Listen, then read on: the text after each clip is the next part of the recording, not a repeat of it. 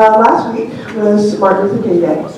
Many of you had the day off. I hope a number of you had a day on. And this past weekend was the Women's March. And I just wanted to share a video with you, and I'll talk a little bit about it at the end, about a very famous march you may not be aware of. So I'm going to show it to you, and then just make a few comments, okay? So, here we go.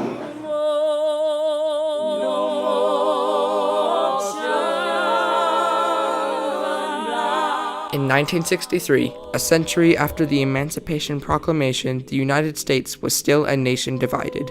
Segregation kept blacks and whites in separate worlds which were anything but equal. It would take the courage and sacrifice of the young and innocent to shock a nation that believed itself the bastion of democracy into truly making America a place with liberty and justice for all. The time had come to say, no more. No more. No more.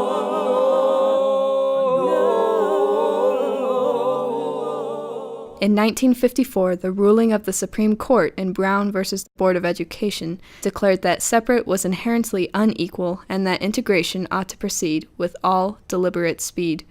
Not everyone agreed. And I say segregation now, segregation tomorrow, and segregation forever. In Birmingham, Alabama, desegregation was a dangerous business, no matter what the courts said. With more than 20 unsolved bombings between 1957 and 1963 and KKK associates in positions of power, Birmingham was a stronghold of racial oppression and intimidation. After his setback in Albany, Georgia, Martin Luther King arrived in Birmingham on April 3, 1963, for a make-or-break battle of the dying civil rights movement.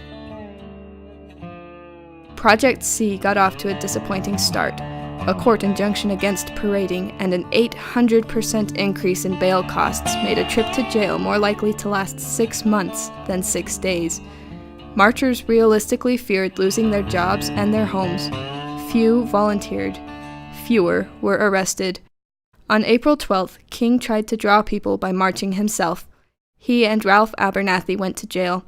In King's absence, jive-talking James Bevel held the floor at the mass meetings and struck a chord with the young people who didn't have jobs or own homes. They began to volunteer in droves.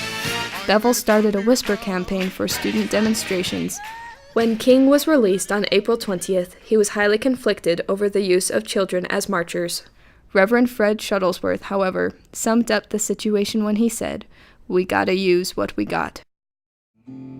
Black parents tried to shield their children from the harsh reality of segregation, but it wasn't always possible. March of '63, they blew up the church next to our house.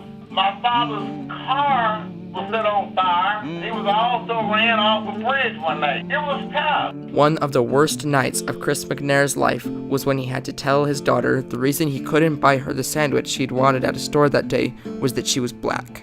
Still, they hoped. When Barbara Cross and her family moved to Birmingham in 1962, her father, Reverend John Cross, tried to get into a taxi. And he said, "We don't carry your kind." My father told him, "Before I leave Alabama, you'll be carrying anyone who wants to catch a case." Civil rights photographer Charles Moore remembers his father saying, "Son, you don't treat people poorly because they are a different color." Other white children were not so lucky. Spoon-fed hatred and lies of black inferiority and prevented by segregation from befriending black children, many believed what they'd been taught. White student Charles Entrekin pointed out that people breathe in the prejudices of their culture without any understanding of what they're taking in. It takes something to wake them up. The children of Birmingham were about to wake up the entire nation. On May 2nd, DJ Shelley the Playboy announced, "Kids, there's gonna be a party at the park." It was a signal. Black students of all ages climbed out classroom windows and over fences. They called it D-Day, going to demonstrate today at 12 o'clock noon. I know we were all leaving school. Some children walked as much as 18 miles to congregate at the 16th Street Baptist Church, site of mass meetings and nonviolent training for the movement. They would face the police they'd been taught to fear. At 1 p.m., James Bevel began sending them out in groups of 50 towards City Hall. We'll was the first group out of the church. We got about 4 or 5 blocks and we were stopped by the police. Bull Connor came up and they put those so-and-sos in the car. And when they stopped us, the fear. Bull Connor and the police were waiting and herded the children into paddy wagons and off to jail. After an hour, they had to commandeer school buses. 973 children were arrested. On their best day, the adult demonstrators had managed 32. Went to jail, stayed 9 days. My experience in jail was horrible. Cells meant for 50 now held as many as 300 children. Officers beat bodies back from the door with a chain in order to open it far enough to admit more prisoners. While D-Day had yielded many arrests, the events of the day were fairly non-violent. That would not be true of Double D-Day. Once again, students came by the thousands. This time, policemen were waiting with German shepherds and fire hoses. For an hour, students were quietly arrested. But Connor was running out of jail cells.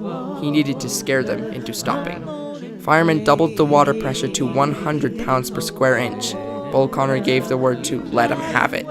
The water literally blew children off their feet and swept them down the sidewalks.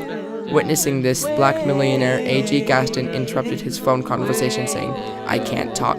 My people are out there fighting for their lives and my freedom. I have to help them." Carolyn Mall and 2 other students took shelter against the wall of a nearby building. The water tore her sweater and ripped hair from her scalp. Charles Moore was there to capture the events on film. The water had scattered the students, but as the noise died down, a small group of students still standing could be heard singing, "Freedom." The students regrouped. Police dogs were set on the marchers and even some of the bystanders. Spectators, demonstrators, firemen, and policemen were sent to the hospital. 1,922 children were sent to jail, but the jail was full. They filled the jail yard and were taken to the fairgrounds and locked in the stock pens.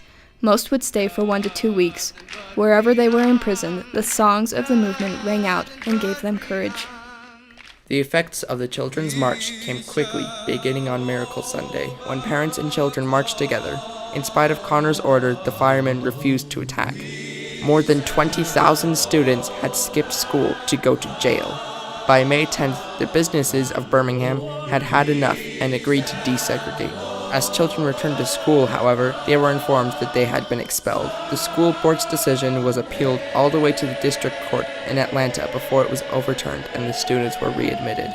On May 17th, Life magazine published an 11-page spread of Charles Moore's photos of the Children's March. More than half the country read it. In 186 cities across the country, people marched in support of the youth of Birmingham. In the White House, the photos sickened President Kennedy, who, bolstered by the courage of the children, at last called for change. The events in Birmingham and elsewhere have so increased the cry for equality that I shall ask the Congress of the United States to act to the proposition that race has no place in American life or law. So the reason I'm showing that to you isn't to suggest that you should go out and put yourselves in harm's way. That's not what I'm suggesting. I wanted to show you that so that you might consider the power of an action to change people's lives. This was one of many actions, but it was a powerful one. I want to also ask you to consider that if you want to make change, it requires you to give something. Maybe your resources, your time, your money, but it may also ask you to give up your comfort. Last, I wanted to show it to you because this is what we believe at Bay, is that you don't have to wait until you're in college. You don't have to wait until you're out of college to make a difference in the world. And so I thought it was a good thing to show you that 1963, children were marching. So I also wanted to point out that that was a student film made for National History Day. So you can make a film too, right? So just some things for you to consider. Thanks.